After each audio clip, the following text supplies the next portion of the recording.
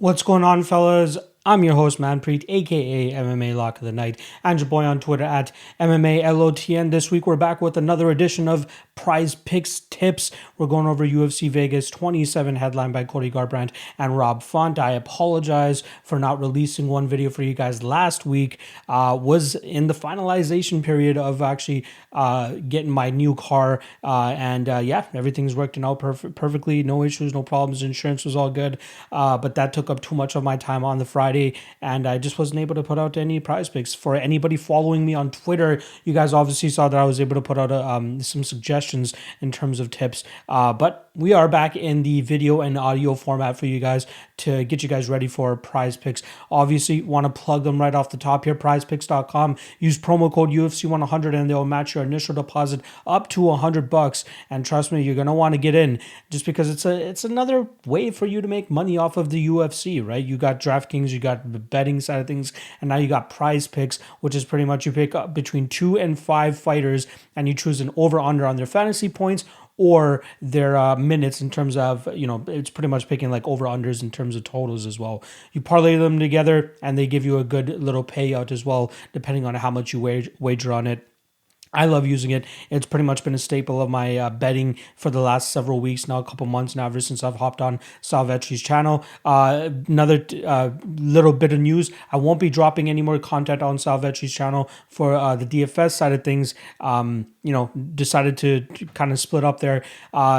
Just a quick update. He was intending on scaling out his YouTube channel, having a bunch of other different guys come onto his channel and cover different sports. It didn't really pan out the way that he wanted it to, and I was one of the last guys to receive the cut there, but it is what it is. I don't blame him. I completely understand. Business is business. He's still my boy at the end of the day. And in terms of DraftKings content from my side, I'll look to eventually add it to my channel in the very near future, so be sure to stay tuned and stay put in regards to that. But the prize picks tips is still coming at you, and make sure you guys use promo code UFC100 to get your initial deposit matched up to $100. All right, during that whole spiel, I would have had up the scoring system for you guys, so you guys are aware of what to expect with prize picks and how they score fights. So let's just get right into it. I got my 3 best tips for you guys. Use them as you please. Fade them, follow them, whatever you want to do, but go out there and make sure you guys sign up to prize picks and try to win some cash off the UFC this weekend. All right, first and foremost, I got under 82 points, under 82 fantasy points for Yan Xiaonan. She's my first one that I'm going up against. I have a pretty hefty play on Carla Esparza, so I'm fading the Yan Xiaonan trade, and it hurts me to do that because I am a fan of one Yan Xiaonan, and I thought she'd be really good in terms of potentially competing for a title. However, for her, there's this roadblock named Carla Esparza in her way, and I think she's going to struggle with the way that Carla Esparza is very effective with her wrestling, and I feel like Yan Xiaonan has just not been able to really work on her takedown defense enough to nullify that approach. And even if Yan Xiaonan wins this fight, I think a lot of this fight is going to take place in the clinch and grappling and clinching positions, which I think there's going to downplay the amount of points that Yan Xiaonan is going to be able to put out there. So even if Yan wins, which I think would be by decision if she does win, I expect the numbers to be lower, like closer to the 62 points she put up against Viviane Pereira, or even lower than that, considering that I do think that Carla Esparza will be very successful in dragging this fight to the ground and slowing it down. So I am picking Carla to win, and hence I'll be going with the under 82 fantasy points for Yan Xiaonan. Again, Carla Esparza is a great wrestler. We saw the wrestling be a little bit of an issue for Yan Xiaonan against Claudia Gadelha early in that fight. But one thing that we are very familiar with when you're talking about Gadelha fights is that she slows down the later the fights go, and she definitely slowed down in that fight. But she was still very successful in corralling Yan Xiaonan up against the cage, kind of pushing her up there. But she wasn't the one really throwing the damage, right? Yan Xiaonan was the one throwing the damage. She was the one which was more effective. But the fact that she was able to corral Xiaonan up against the cage leads me to believe that Carla Esparza will be able to close the distance without too much resistance, put her up against the cage, and then slowly start to drag it to the ground, and then wins this fight off of just control time and hopefully some pitter-patter damage from on top. So once again, I'll go with the under 82 points for Yan Xiaonan. Next up, I got the under 10 minutes for Jack Hermanson versus Edmund Shabazian. I'm expecting a finish no matter what side it's coming from. I'm hoping it happens on Edmund Shabazian's side early in this fight, as he is the one that I'm actually predicting to win this fight by first round KO. And the one thing that really stood out to me, especially when they squared off with each other after the weigh-ins this morning, was that Edmund Shabazian is a big dude. Jack Hermanson in his own right is a big dude, but Edmund Shabazian pretty much matched him, if not slightly bigger than him too.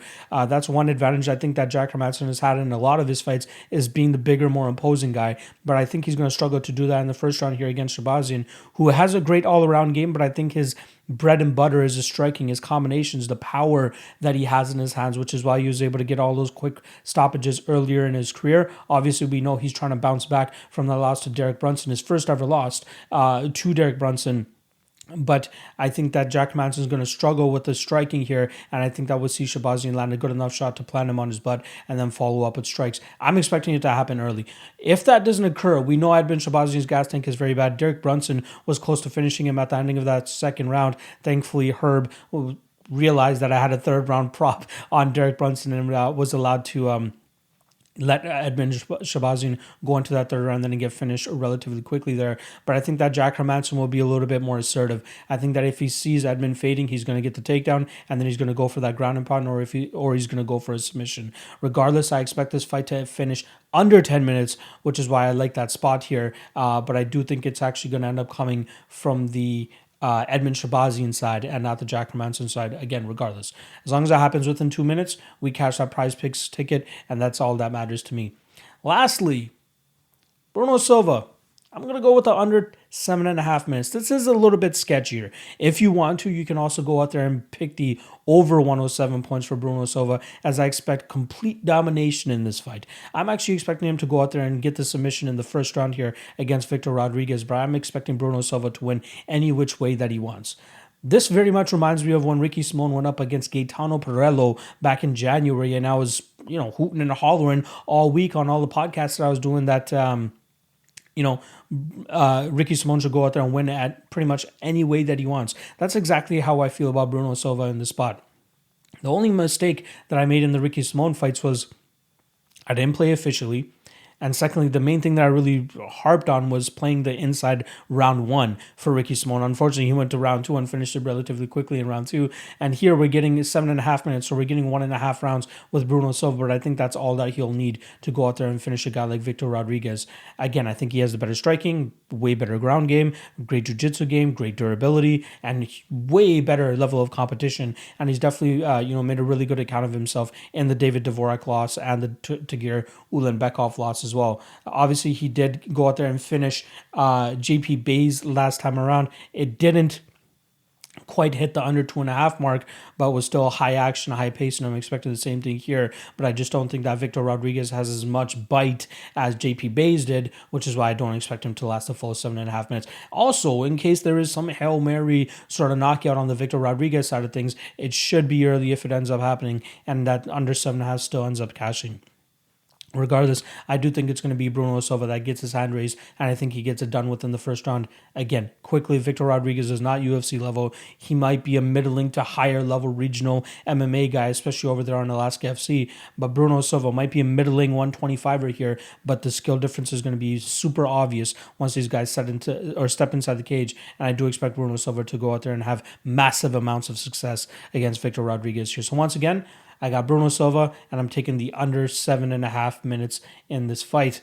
All right, let me just give you guys a quick recap of what we just went through. And I got Yan Xiaonan under 82 fantasy points. I got Jack Hermanson under 10 minutes. And then I got Bruno Silva under 7.5 minutes. You could conversely still go out there and take Bruno Silva over 107 fantasy points as well. So there you have it.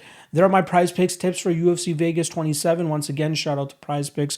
Make sure you guys go out there and sign up with them, prizepicks.com. Use promo code UFC100, and they'll match your initial deposit up to $100, and they'll make sure that you're going out there and having your wallet fat in anticipation for the UFC events this weekend. So shout out to Prize Picks once again. All right.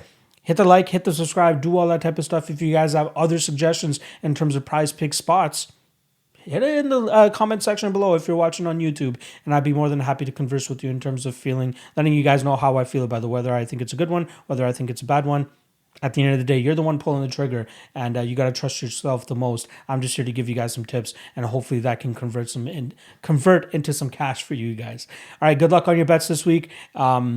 Ton of content obviously on the channel, and then if you're watching this on Friday 9 p.m. Eastern, make sure you guys check out the Ultimate Weigh-In show that I'm going to be doing with a great cast alongside me. We're going to break down the fights for you guys one more time, and then obviously on fight day 1 p.m. Eastern, I do a fight day live chat where we can go over any and everything that the chat wants to go through. That stream is for you guys. You guys dictate what we talk about, which fights we talk about, which spots you want to talk about. I'm right there for you guys. All right.